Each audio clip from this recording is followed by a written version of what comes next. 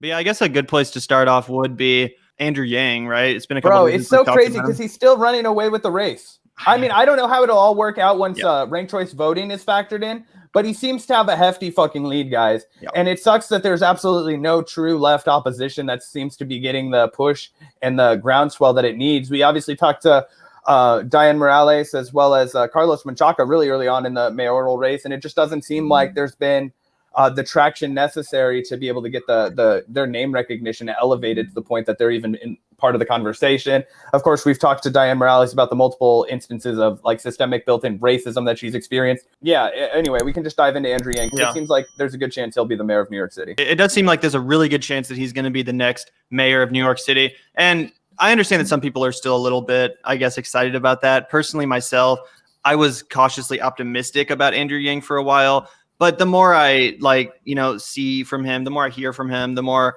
that I observe his campaign and his rhetoric, the less impressed I am. But frankly, as we're about to show you guys through a couple of clips, the red flags were always there. They've been there, bro. They've been there. I was a little bit, I don't know what the word would be. I guess there's something that happens to leftists because there's so few actual leftists, at least on an electoral level, that sometimes we cling on to someone that we want to be what they're not. And I think that's what was going on with Andrew Yang for a while. He seemed so different. He seemed so genuine. He seems like such a real person to me. And also he did popularize universal basic income.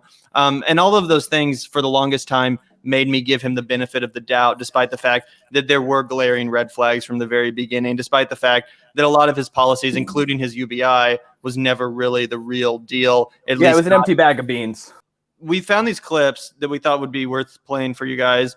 One of which is from the Jimmy Dore show from back in Yang's presidential campaign. And the other is actually from the Michael Brooks show. Rest in peace. Yeah. And I just thought it would be interesting to take a look at the way these guys were speaking about Yang at the time.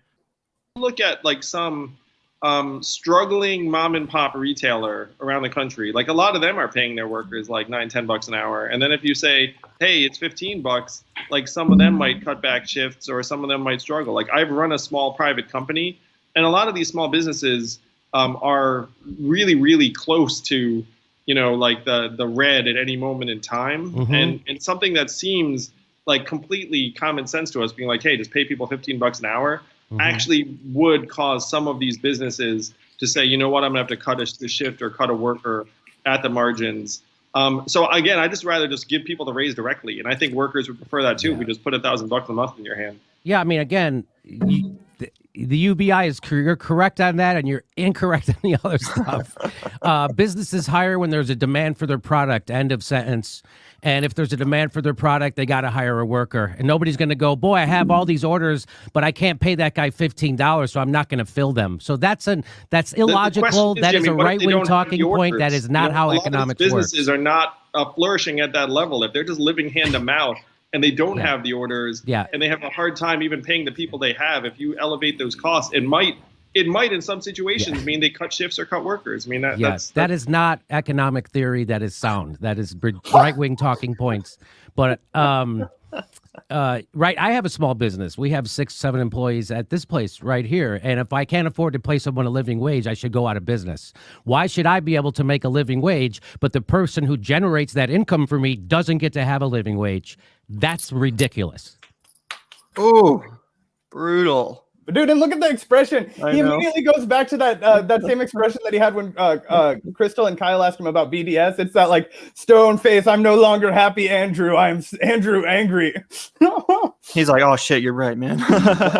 Andrew in a corner. And also, like, come on, guys, just to address that stupid argument against a federal minimum wage. Because again, you could use that argument to say we shouldn't have a $7 minimum wage. Some businesses can't pay their employees $7. I'm over here trying to pay my fucking employees $3. I can't afford to pay them $7. Why should I have to do that? Anyway, and also we subsidize bullshit obfuscation. We subsidize corporations and lots of industries like Amazon, for example, to the tune of billions of dollars. Petroleum industries that are killing our planet. If we actually cared about making sure, your mom and pop fucking shop, which by the way, no longer exists thanks to COVID, if we're actually concerned about making sure that business stays open and can weather a federal minimum wage hike, then we would give those businesses subsidies just like we do Amazon and petroleum and all the Microsoft, all these other fucking. Do you think we can't make the money appear to make sure that the handful of mom and pop businesses that still exist in this country couldn't afford to make that adjustment in their wages? And Jimmy's right. Obviously, if they can afford, then they really shouldn't be reaping the benefits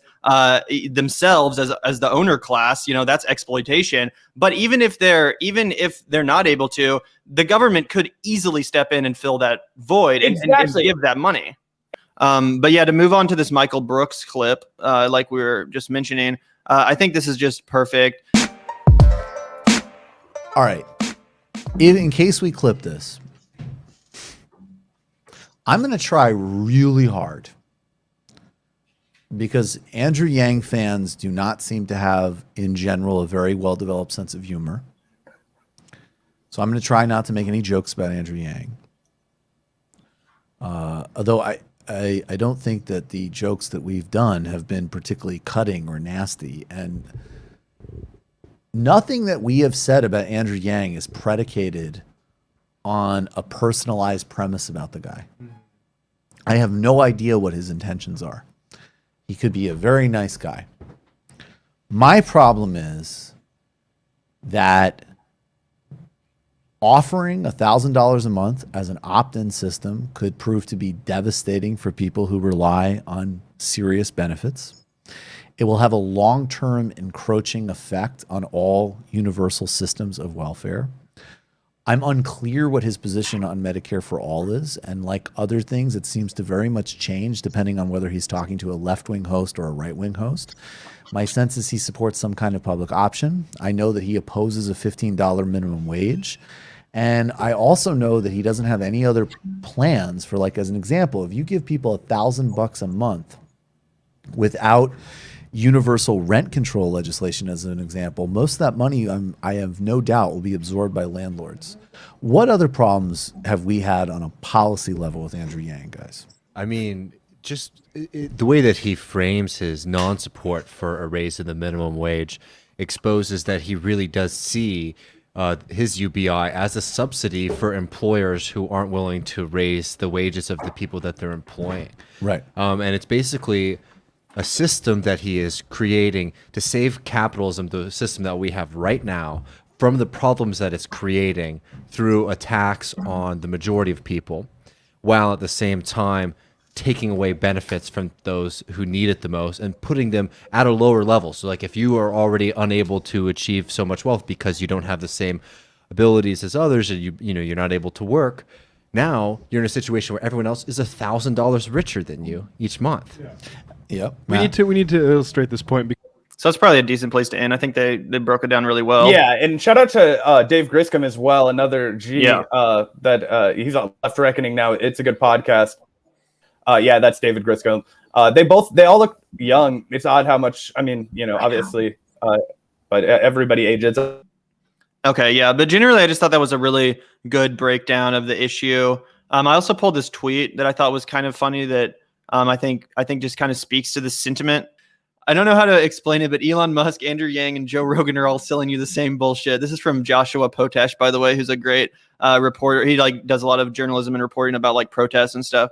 Anyway, he said it's like gentrified neoliberalism. The facade has gotten a little bit better, but it's the same crap underneath. And if you think it's a little bit unfair to put Yang in here, he's a Trojan horse for implementing some of the most nefarious, hyper neoliberal policies in our biggest cities, setting a dangerous precedent. And that's so true, because something that I've heard Andrew Yang talk about, which I do not like the sound of, is he talks about turning New York City into a smart city. So, basically opening the doors for companies like Tesla and Google, Microsoft to come in and privatize the shit out of the infrastructure of the city, whether that's the transportation infrastructure or anything else, the postal service, all that kind of stuff. It opens the door to data collection, corporatization, privatization. What's up, dude? I'm coming back. 1 second. So yeah, it looks like Zach is gone. What's up, bro?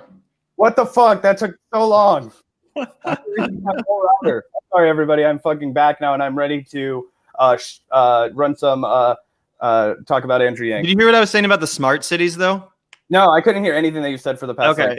Okay, gotcha. Well, I put up this tweet on screen that I thought was really funny from Joshua Potash. He says, I don't know how to explain it, but Elon Musk, Andrew Yang, and Joe Rogan are all selling you the same bullshit. It's like gentrified neoliberalism. The facade has gotten a little better, but it's the same crap underneath. And then he says, Andrew Yang is a Trojan horse for implementing some of the most nefarious hyper neoliberal policies in our biggest city, setting a dangerous precedent. And I went on to say that is very true. And in my opinion, among the most nefarious of those hyper neoliberal policies is turning New York City into a quote unquote smart city, which he's talked about, which would of course involve, Tesla and Google and Microsoft and all these companies basically coming in to privatize the infrastructure nominally to make things more convenient, I guess, just like all smart technology is, that's what they sell you on it. It's convenience, but then it's really about data collection. And also what's going to happen with that is it's going to continue to, there's no talk in Andrew Yang's campaign that I can see of reducing the cost of housing on like Manhattan Island, for example, right? So what it's going to do is it's going to create a bunch of amenities for the people who are opulent that can afford to survive in New York City's most up and coming hype areas. Like the entire island of Manhattan is basically costs an actual fucking fortune to live on. It also costs a fortune to live in Brooklyn now. It's basically impossible to afford living in New York City if you're a working class person. And that's for a whole host of reasons that Andrew Yang doesn't have a solution for, but it's the same thing that happened to like Seattle, right? They're trying to attract all of these certain kinds of individuals and then sell them on this beautiful fantasy of neoliberalism, right? And there's no concern for the impact that that's going to have on anybody else. And it's kind of right. And I think that this dude, Joshua Potash, we should have him on the fucking podcast. I don't know who he is. Yeah, he's great.